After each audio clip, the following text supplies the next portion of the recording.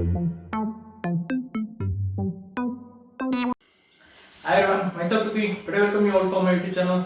In this video, I would like to discuss about the company called Happiest Mind. Happiest Mind is in the IT sector, which has been doing a business in this segment from the last 10 years. So recently, last 8 months before, the company has came up with an IPO with an issue price of 165 rupees. So the company has listed in the stock exchange at 300 rupees. After that, the company now it is trading at 800 rupees around roughly. So almost in the time span of 8 months, the company has given a return of 4x return. So it's a time to look at whether the company deserves this price. So whether it is a overvalued, whether it is undervalued, it's a correct opportunity to buy the stocks or to exit the stocks or to stay away from the stocks.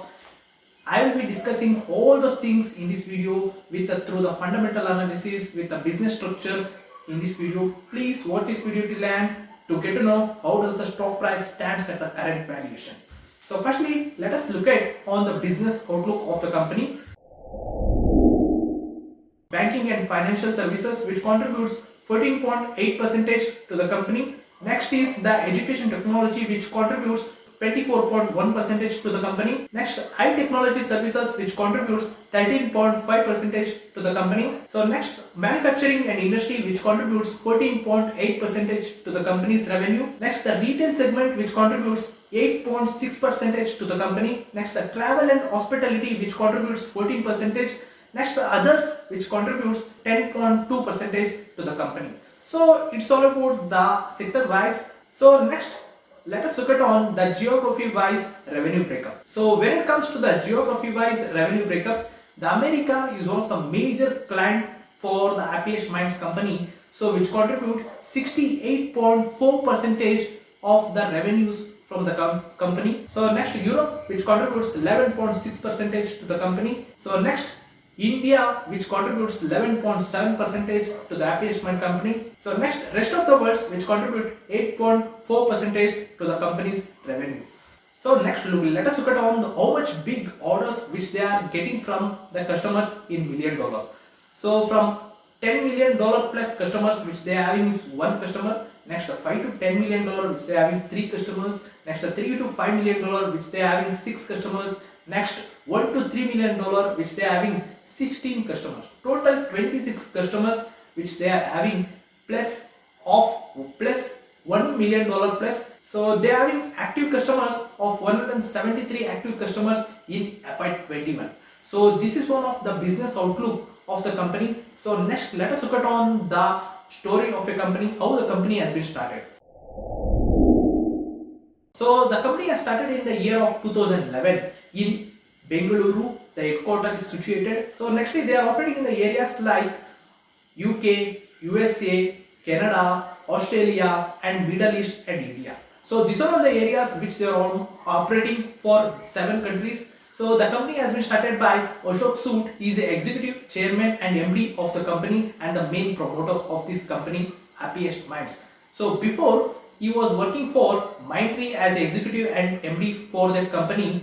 So before coming to the Mindtree, he has led the Wipro IT services for 15 years. So which he has a lot of experience of leading the IT services, which one is one of the biggest advantage for Happiest Mind company to come to this level from a small cap company which has started at 2011, which has become a 800 crores revenue generation company in the presently in FY21.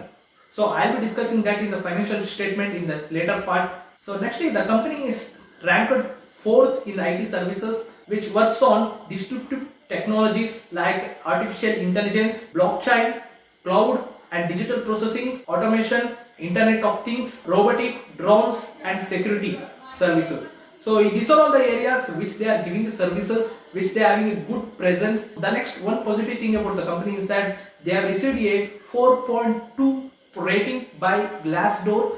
Nextly, the company stands number 2 in the IT services in total IT services companies. So that one is very good point for the company perspective to grow further to occupy the market share in the IT services sector. So this is all about the company story. It has been started at 2011. Now it is running in 2021 with a huge order, with having a technology conversion from a old conversion method to digitally in the overall world. That was one of the very good point for the company to grow bigger in the future. So this is all about the history of the company. So next, let us look at on the shareholding pattern of the company. So when it comes to the shareholding pattern, the promoter is holding 53.25% in the company. Next, the FIS is holding 7.07%. The DIS is holding 7.38% in the company. The public is holding 32.30% in the company. So what we can tell about the shareholding pattern of the company is that since the company is a small cap company, the institutions like FIS and DIS which have its 15% stake in the company means it has a good future outlook. So I have seen many companies of a small cap companies which most of the institutions which doesn't go to invest a lot of money in the small cap companies because they don't want to risk their money or risk their investors in investing in the small cap companies. They invest less stakes in the small cap companies, but when it compares to the Happiest Minds, the institutions are very bullish on the stocks which holds almost 15% in the company. So this is all about the shareholding pattern. Next, let us look at on the financial statement analysis. So when it comes to the financial statement analysis, the revenue is growing at a CAGR of 20%. So in the last, before FY20, the company was growing at a CAGR of 20%.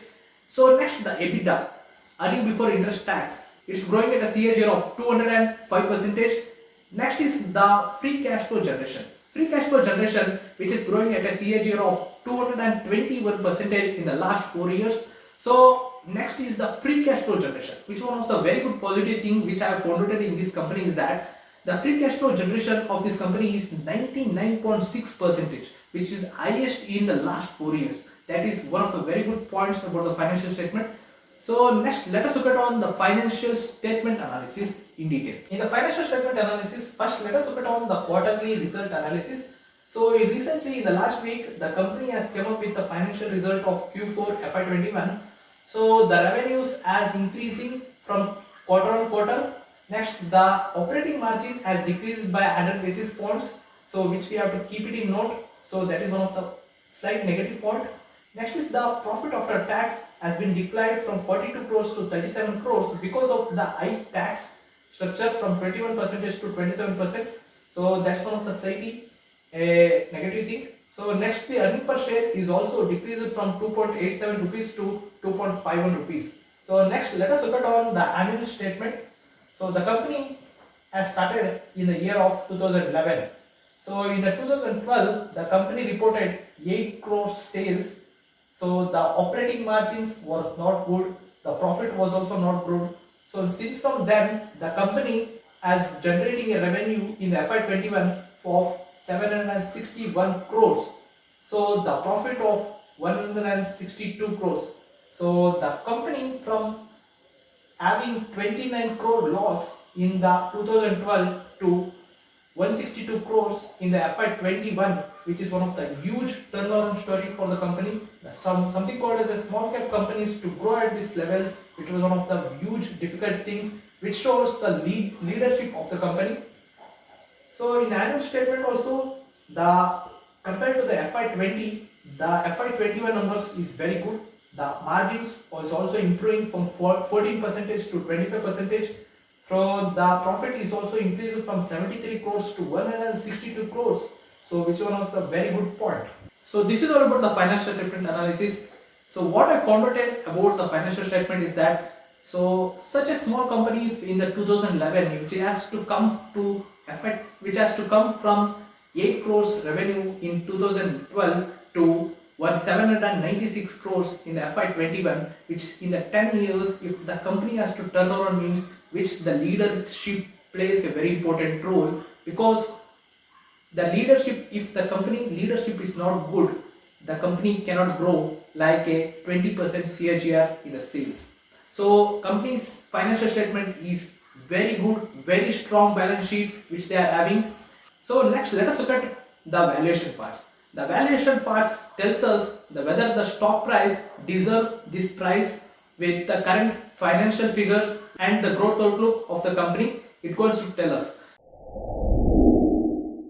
The company is currently trading at 794 rupees. The current PE of the company is 72 times its trading of FY21.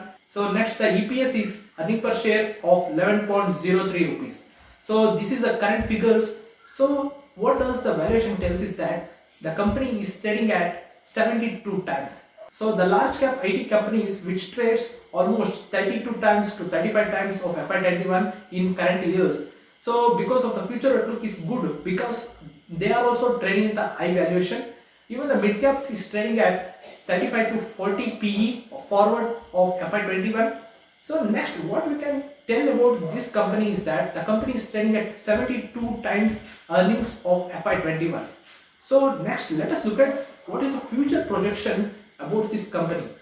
So if we expect 20% CAGR in the sales in the next FY22, we can expect the sales to go up to 913 crores.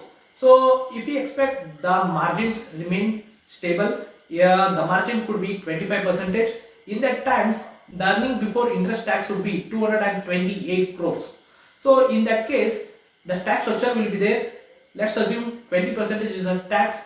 So if the 20% is tax for the company means it's almost tax cost 45 crores. If we take out that 45 crores in the EBITDA, profit after tax would be 182 crores. The total outstanding share of the company is 14.7 crores shares which they are having currently. So if we divide that profit after tax with 14.7 crores outstanding share, we will going to get earning per share of the company. The earning per share is 12.42 rupees. So currently the stock price is trading at 794 rupees. If we divide that with earning per share, the PE would be 63.9. Still, the FY22, the stock is trading 63 times than the earnings which the company is generating. So what does it tell us is that so the company is overvalued. The company is run up very fast from 300 levels to 800 levels. So the company is not good at the current valuation. Definitely the future growth outlook of this company is very good, very robust, and the order deal wins is also very good. The leadership is also very good, but at the current level, the stock is overpriced, the overvalued. The people are rushing to the stocks to buy. Because of that, the stock has went up so fast. So definitely the company stock price is going to come down. We have to look at on the correct time to accumulate the stocks at the good valuation. So it is one of the good company with have a good leadership. In the future also, the company financial statement is going to be good. The company future is going to be good. Because of that, this is one of the portfolio stocks which should be holding in the IT small cap space. So this is all about my analysis of this company. Please do your analysis to take a call on these stocks. Consult your financial planner and financial advisor to take any kind of investment decision about this company. So I'll be discussing further fundamental analysis in the upcoming videos. Please do like and subscribe to the channel. Till next video, bye bye.